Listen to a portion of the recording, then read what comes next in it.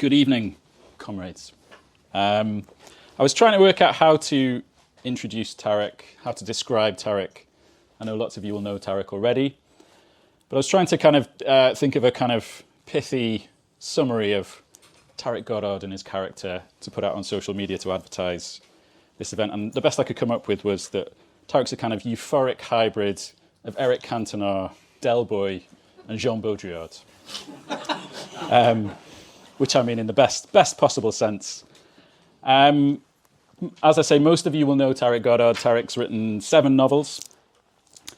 He has also edited 2 collections, including the repeater Book of the Occult, which is obviously appropriate to our Halloween theme.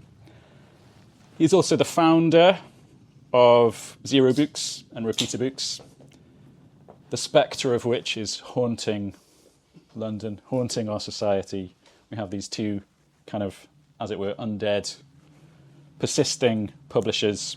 Perhaps we can kind of come on to the slightly ambiguous and ambivalent matter of the fate of Zero and Repeater Books towards the end of our conversation. But we begin, of course, with Tariq's fantastic 2009 novel, The Picture of Contented New Wealth. Tariq, am I right that this is a novel that began with a nightmare vision? It began with a nightmare vision, but it also began with a prologue that I think I would like to read before I talk about the nightmare vision. Let's do that. Okay. Thank you. I wrote this 15 years ago, so please bear with me. I don't know if it's as good as it seemed to me then. Not all houses are built to be lived in. The paths that lead to them do not lead to other places. They are seldom found on maps or listed in directories, and were it not for the curiosity of a world watched by strange gods, they would not exist at all. At night, their owners, who fear the dark, talk in raised voices to rid themselves of their shared misgiving that they are the inhabitants of a dead body, the smell of which has grown too strong to ignore. Yet the decision to live in such a place engenders a binding loyalty to one's choice, casting a spell where there would otherwise be the willing admission of a mistake. Stubbornly, the owners persist in treating these places as mere buildings, explaining away the rot and the other more troubling aspects of their homes as aberrations that will be addressed in the fullness of time. With reckless haste, they spread their lives and associations through rooms betrothed to other earlier memories, making themselves comfortable when they ought to have remembered their ancestors' loathing of the unknown. Tiger House, unlike so many buildings of its kind, had never stood empty for long. Its successive owners, having arrived there in the expectation of being the first to experience transcendence, the superficial unlikelihood of doing so part of their new project's charm. The house has struck them all as a presence. The squinting turrets growing upwards like a pair of deformed heads, the paltry moat, a canvas for their unrealisable expectations, the property's very loneliness proof of the subtle individuality of their perception. Dr. Graves Morris had bought Tiger at the turn of the last century, seeking a second career as a watercolour artist. Schoolmaster Motley had followed him, thinking that the house's seclusion would aid him in his ambition to become a male Bronte.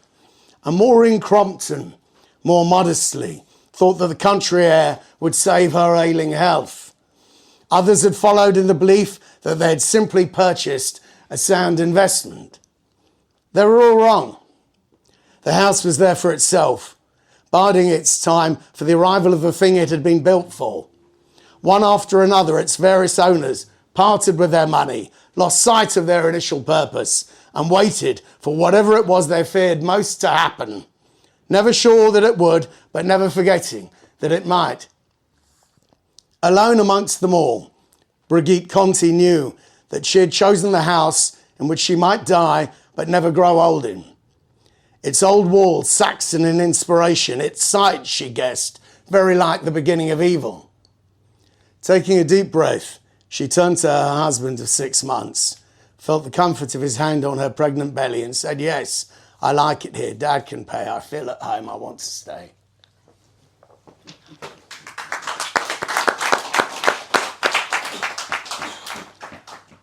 So Tariq, as we can see from that fantastic opening, this is a kind of psychedelic Gothic fever dream, Yeah. dream poem. Would that be a fair description? Could you tell us a bit more about how this novel gestated? Sure. Well, Alex, that's a more than fair description. Before I'd released any books at all, and before I knew whether anybody would publish me, release my books, or whether there'd be any kind of readership for them, probably during that waiting period where you're trying to find out what you are or what estimate the world will give you, I had this terrible, terrible nightmare. And I have nightmares all the time. I mean, I had some last night. So I'm a regular nightmare haver. But this one was particularly noxious. And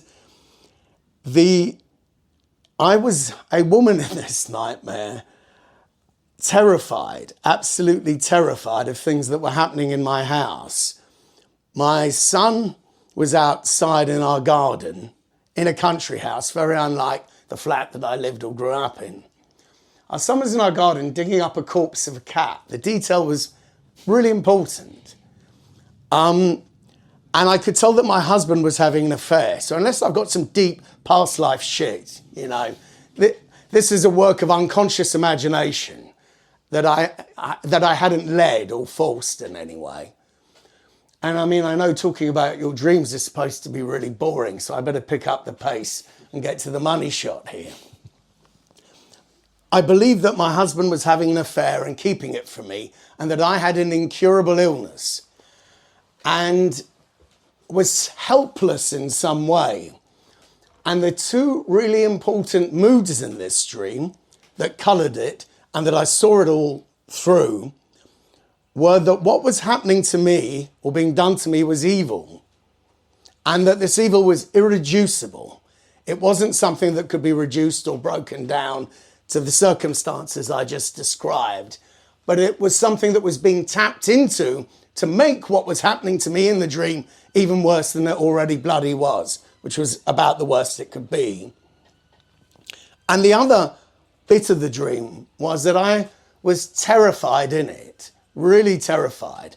And to want to wake out of it, I make this moaning noise like a cow and wet the bed and hold the sheets up to my face. And I can smell this thing. It's awful. Now, I didn't, dear reader, do that in real life. I was going to ask. Yeah, there were no trips to the laundrette. But this is so terrible that, I remember this smell in the dream that wasn't there in the room. And it was that what was happening to me was evil and I was terrified. And so the curious person in me woke up thinking, what's that about? I want to write about it and find out more. Whereas the writer, the entertainer, was, I want to scare a readership as much as I've just felt fear in this nightmare.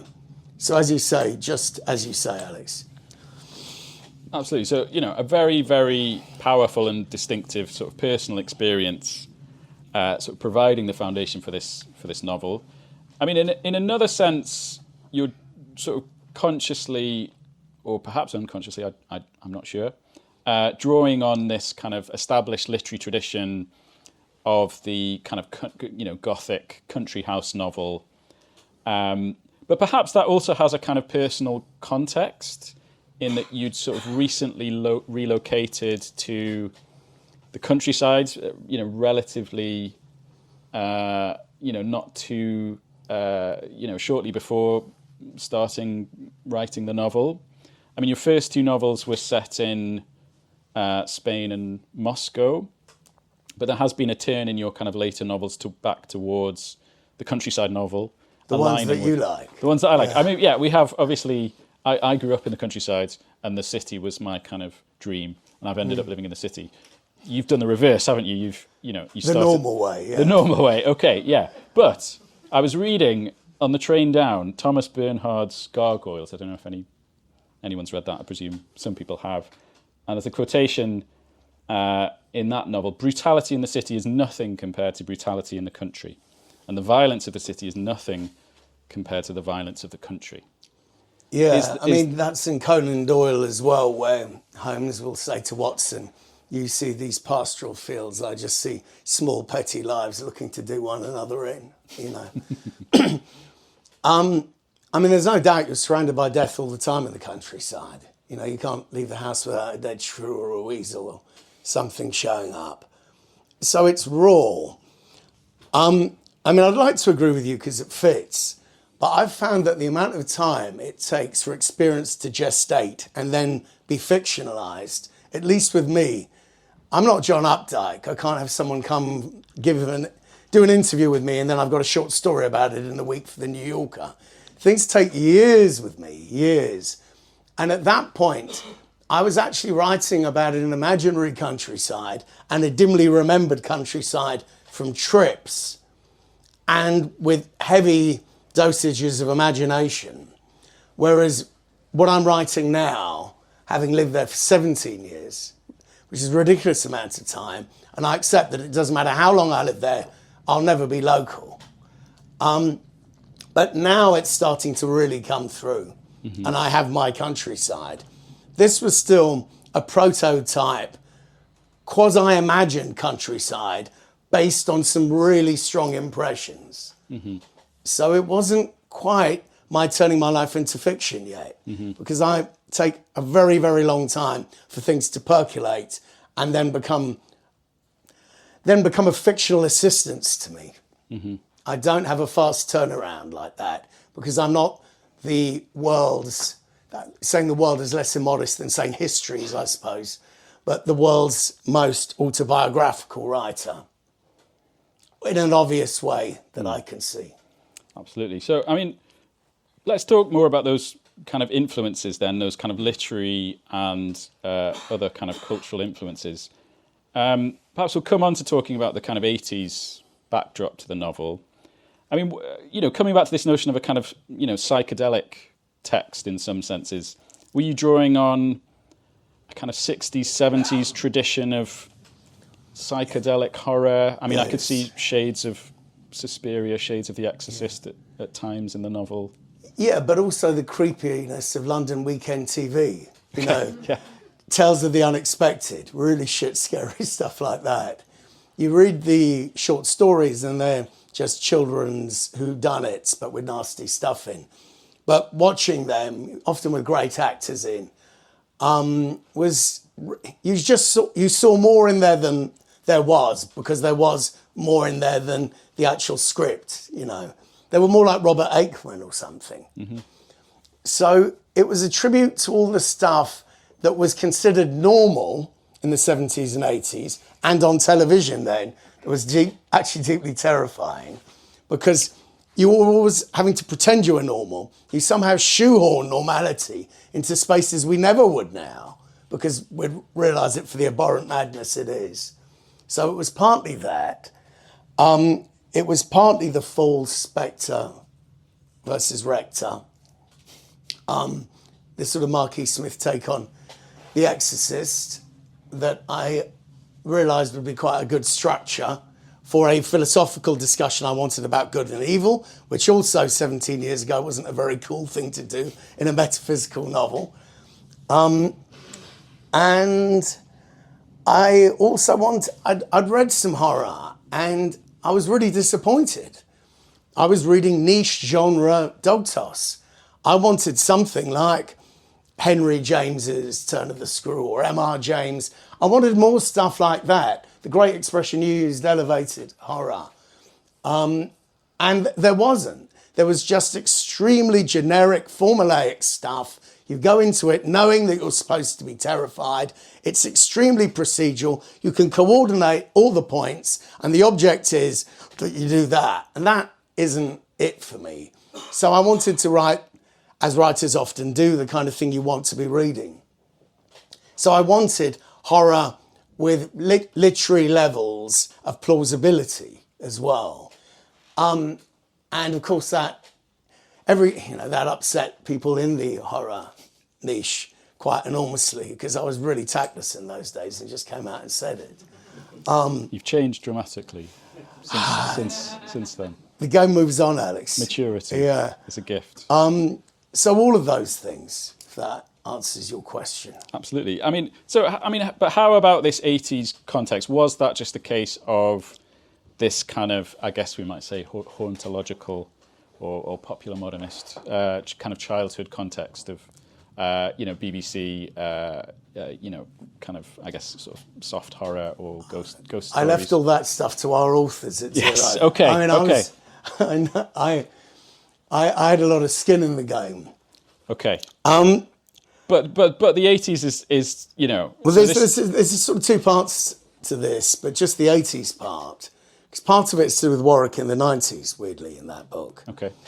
But the 80s part was that I had grown up in a period where arguments could be settled by how much money you made or how much money your parents made, what sort of pen you had. And this is such two-dimensional shooting fish in a barrel shit, right? None of us really want to be like this. But, reality tended to work along those lines. Mm-hmm. And that it didn't matter what achievements you had humanely, you could cut to the quick and go, well, how much is in there? And that's it, you were defeated. And I didn't like it. I really didn't like it. I didn't like it for ages and ages. And I felt like it had never really gone away, even at the time of writing this, and even more later. So I wanted to write something about how people are obsessed by the wrong things and by nihilism. And, that basically, without getting all Heideggerian here, that if you're going to go into the rabbit hole of the highest value in the world is the next iPhone or a Schaefer pen or a Rolex or whatever, we were onto a particularly bad thing. And I didn't like that. So that was an 80s thing that I was feeling through the 90s and in the noughties, and that I had wanted to write about for ages. And just because it was an obvious thing to not like didn't mean that it didn't need nailing. So obsession in my book is also obsession with an appalling value system, materialist value system. But in that also was something I wanted to say about atheism, reductive materialist view of life, and the assault on humanism that was occurring when I was at the University of Warwick in the 90s, which isn't part of your question, but is part of why I chose to set this in the 80s. That's fascinating. So, I hadn't picked up on that 90s element at all. In terms of this category of elevated horror, which you, in some senses, have innovated. We have this kind of parable of Thatcherism. The character Martin, without any kind of spoilers, would it be fair to say that he embodies this notion of kind of falling in love with yourself in quite a graphic, ultimate way? Literal. There's a kind of there is this kind of parable of Thatcherism and its kind of extreme individualism. You talked a bit about how there was a kind of thread of that theme through the 90s into the noughties. Let's talk about that kind of. I'm sort of dealing in decades here, but by the late noughties, was there a particular kind of prescience or pithiness to this theme of the picture of contented new wealth? Because I would imagine that people reading that, it's a fantastic title at the time, would have expected a commentary perhaps on late New Labour, we might say, a book published under the last Labour government. Well, only in as much as the really out there stuff of the 80s had been built into normality in a very unquestioning way. And I was worried that it would only be a matter of time before the right would pick up on left-wing ideas that the left were too chicken to do anything about, claim they were theirs, and then not really do anything about either. So I thought, God, what? Given that I'm not a political revolutionary, that I didn't believe in vanguardist politics, that I didn't feel like there was a huge upsurge or chance of history rupturing and being remade in the late noughties, but that I was involved in an independent publisher where I thought I was working with some of the most interesting writers in the country. I felt like there was a sort of urgency to say, if this gets any more boring, it's going to get dangerous. You know, we're going to come out the other end, and what is tedious today will end up completely insane and batshit. And you can't even excuse the tedious stage of this process, because the really bad stuff couldn't have happened were it not for the absolute giving upness that was culture then. Absolutely. I mean, I take that point. On the other hand, this book certainly, whilst I love the way you say book. Book. Whilst you've said that you're not a political revolutionary, this book, apologies, book. What a place to come and say that as well. I mean, you can say it nearly anywhere in the world and they'll be like, great, great, great. Come here, Housemans, and go, I'm not a political revolutionary. What's wrong with me? Nonetheless, the context in which this text emerged was certainly a militant one of sorts. So, you know, this was one of the first texts, the first, whatever you want to call it, to emerge from this new publisher, Zero Books, with a manifesto at the back that read, you know, the informal censorship internalized and propagated by the cultural workers of late capitalism generates a banal conformity that the propaganda chiefs of Stalinism could only ever have dreamt of imposing. Zero Books knows that another kind of discourse, intellectual without being academic, popular without being populist, is not only possible, it is already flourishing in the regions beyond the striplit malls of so-called mass media and the neurotically bureaucratic halls of the academy. Zero is committed to the idea of publishing as a making public of the intellectual. It is convinced that in the unthinking, blandly consensual culture in which we live, critical and engaged theoretical reflection is more important than ever before. So, you know, this was the kind of context in which this text emerged. Perhaps we could kind of segue into talking about how this text fitted into that milieu and that kind of. Well, it nearly didn't fit into it at all. But the way that it didn't fit into it was a great spur to my believing that that milieu needed creating. When this book came out, I was at a point where I had an agent that could send my work to publishers and they'd all say they would take it on without reading it. And, you know, that you had that choice and then you'd wait for the auction, and weren't these jolly good days. And with this book, when they began reading it, they began taking back their offers. And very quickly, I realised how your situation could turn and become considerably worse than what you thought would be normality for your whole life.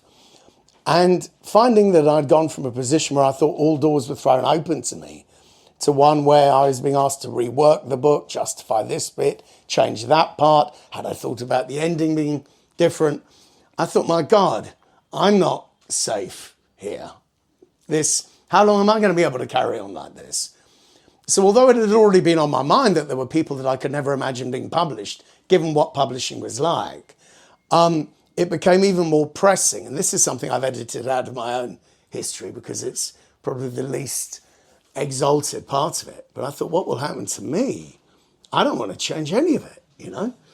So I could feel in the wind that there was a move towards greater conservatism done on behalf of a readership that I thought was up for being taken further into ever more interesting areas. So I, as a writer and publisher, felt that I was a complete loggerheads with the then publishing hegemony. But as just an author, I thought my existence and my days might be numbered unless I build up and join a new power base. You know, I'd been reading all my Foucault in Warwick, and I thought this is really quite worrying because we'd come through, I guess you might say, an artificial boom where there were shops up and down Oxford Street, Charing Cross Road. There were like supermarkets of books. And the newspapers, they had huge, heavy book supplements. It was a great time to be a writer. This was the time of £40 Man, I seem to remember. Well, it was a bit before your time, I think, Alex. Wow.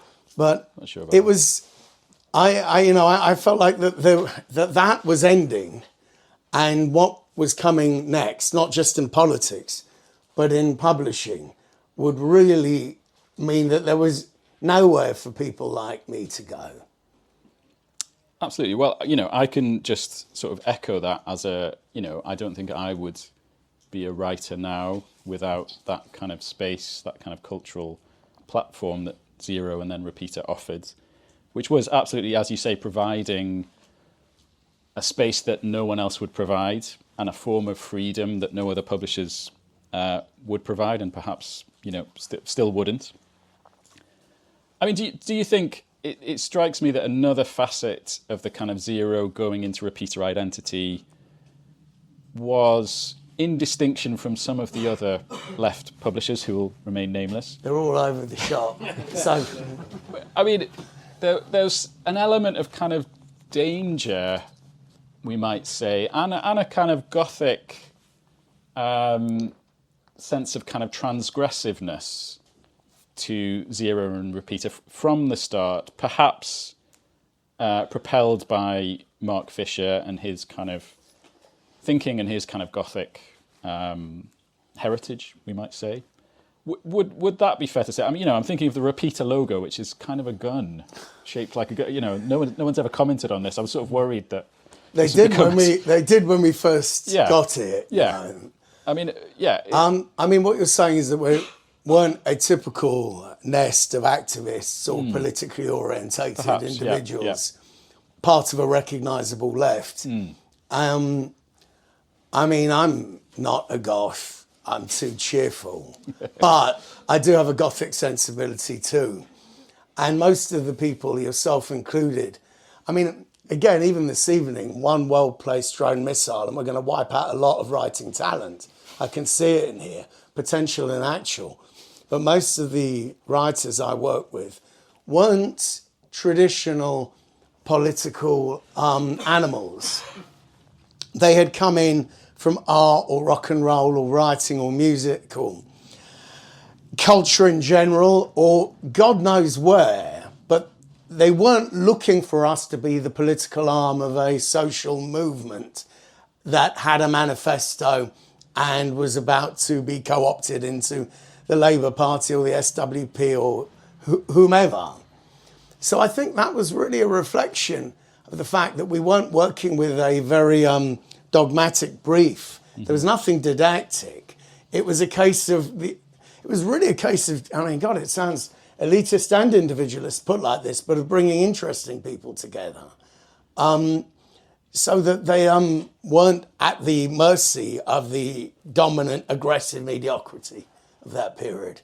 And although that's inadvertently political, the motivation wasn't primarily political. And most of the people that were bought in weren't part of politics. Definitely not then. Because for years, politics had become the least cool thing in the world to have anything to do with. If it touched you, you might carry its stain and taint. Absolutely. I mean, could we move on to talking about the fate, the trajectory of Zero kind of going into Repeater? How do you see that? You're beginning to get a bit of hindsight now, having left.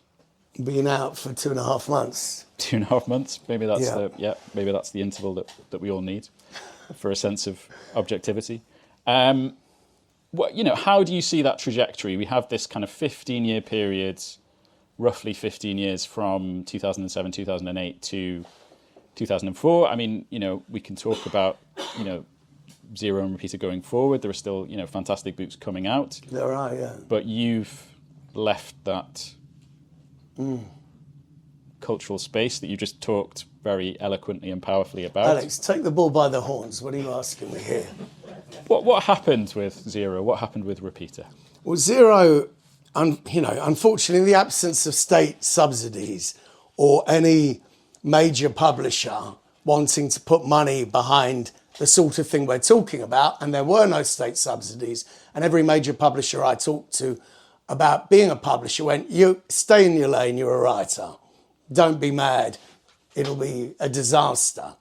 So the only person I could go to was a complete foaming at the mouth psychopath, an old school kind of publisher that detested authors, hated books, hated other publishers, but saw through his misanthropy something quite destructive and potentially unpleasant that could overlap with his own negativity in what we were doing, that would take a wrecking ball to an industry he hated, that did something he really didn't like. I'd just like to point out at this point that he's thanked for his encouragement and belief. Not in the new. He put that in himself. In this 15th anniversary edition, I did make one stylist move. I removed that because I didn't put it in the first place. There's someone else thanked in the back now that I wouldn't thank now, but at least I thanked them in the first place. That, I don't know where it came from. You know, everything else is my own work. All the other mistakes are mine. So he was awful, but he saw himself as a prophet that was going to create a publishing world where we didn't have offices, emails, or talk to each other. And he thought that the batshit crazy stuff we were doing was simpatico with his. When he recognised it wasn't, he was one of the greatest impediments for us to do anything for ages. But we still did until it became absolutely intolerable and impossible. With the second part of the story, we're taken on and repeated by a major shareholder at Zero that is excited by the whole thing, realises it could work with the sort of benevolent, hands-off touch that a philanthropic multimillionaire owner will have. An angel investor. Is what I understand it's described as online. And that, at least for me and for the future of the imprints, has ended just as badly. But as you put it, I mean, this is actually, he's in here this evening, Matt Osman. Years ago, I said to him, isn't it a pity that, you know, Creation Records has to be sold and Factory failed and all these great ideas, these, you know, I didn't have any mentors in publishing, so I tended to copy the self-aggrandizing twats in music. And I don't mean the musicians, I mean people like Wilson and McGee. And I said that it's failed. And he went, it hasn't failed. The music came out. No one else would have done that music. Of course it hasn't failed. Just because they haven't made their P&Ls doesn't mean it was a failure. It was a great success. No one else could have ever done this. And so although I've had two very bad outcomes now, for me personally, and I think for the part of counterculture that we all are in, you know, fucking hell, it was great on the way. And that was a lot of time and a lot of authors and a lot of readers. And so I don't think that that's inconsequential, even if historically it does look like a sort of blazing comet on a suicide mission. And felt a bit like that at the time, you know. I mean, moving away from the kind of specifics of Zero and Repeater and to kind of cite a Tony Wilson example. You know, Tony Wilson talked in terms of class, you know, he talks about the Happy Mondays in terms of a kind of class narrative of, you know, middle-class bands would, you know, had perhaps been to private school, and when they got into the music industry, they had a kind of very finely worked out plan for kind of, you know, kind of careerism, essentially. The Happy Mondays and other working class bands, you know, got in there and were trying to kind of rob the bank, basically. Sort of get in there, do as much as they could, get as much money, and then get out of there in a kind of chaotic I think the Happy Mondays is still trying to do that. Well, exactly, yes.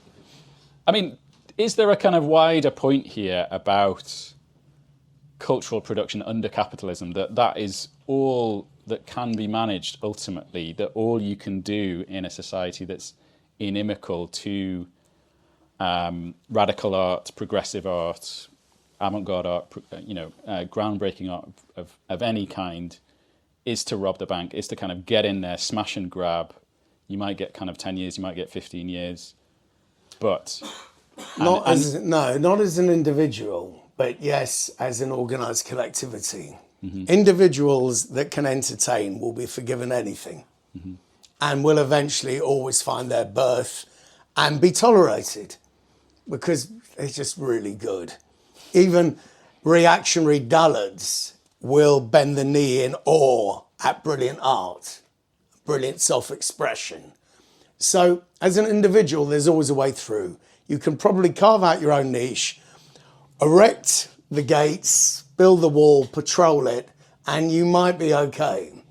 But to try and do something as a collective, coherent grouping with perhaps some modest ambition to change whatever industry you're in, or even societal influence as we had, that I think still works much more on the clock and smash and grab. That isn't something that's going to be tolerated indefinitely. No. But just because of the very nature of what it is you're doing, you're going to upset your patrons. And I mean, it's always been thus in history. You know, all these people that we think are brilliant geniuses were having to suck the frigid fingers of some complete talentless twat with loads of money that was, you know, subsidising their efforts. I mean, you read about people you admire and you think, my God, what obsequious hoops did you have to jump through with your talent?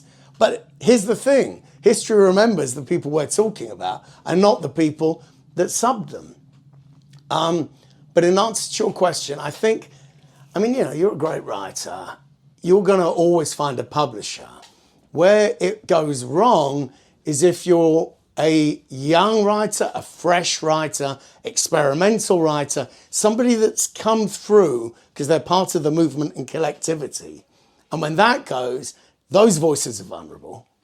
And also the influence that that collectivity has on society can be snuffed out or sold back. That's a weakness. So I part agree with what you're saying, but not completely. Okay. When you're trying to summarize Zero and Repeater in the future, perhaps in 2 or 3 decades' time, oh God, by the Alex. fire. I mean, look at me now. If we make it to that point, yeah.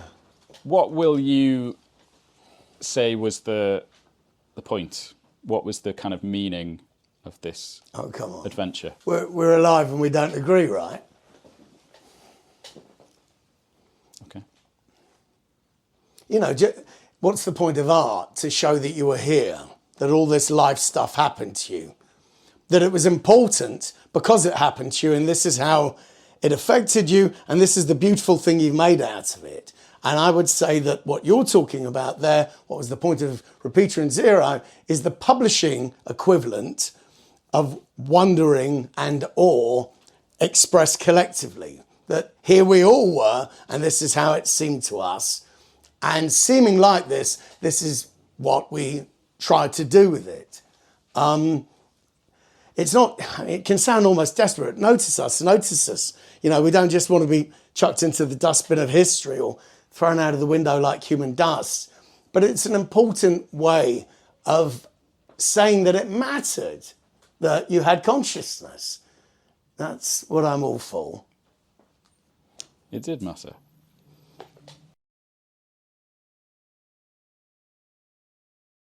One last question, or I think something Alex wanted to say, and I didn't end up saying it, which is that Zero and Repeater books are being closed down.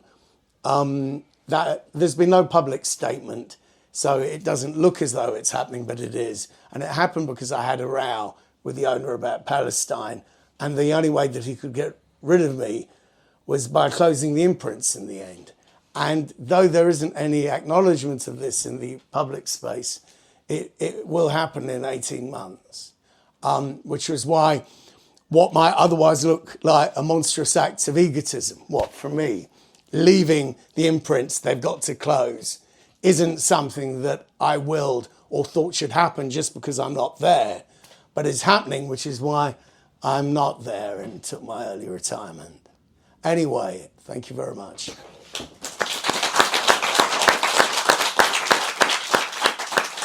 Thank you, Alex.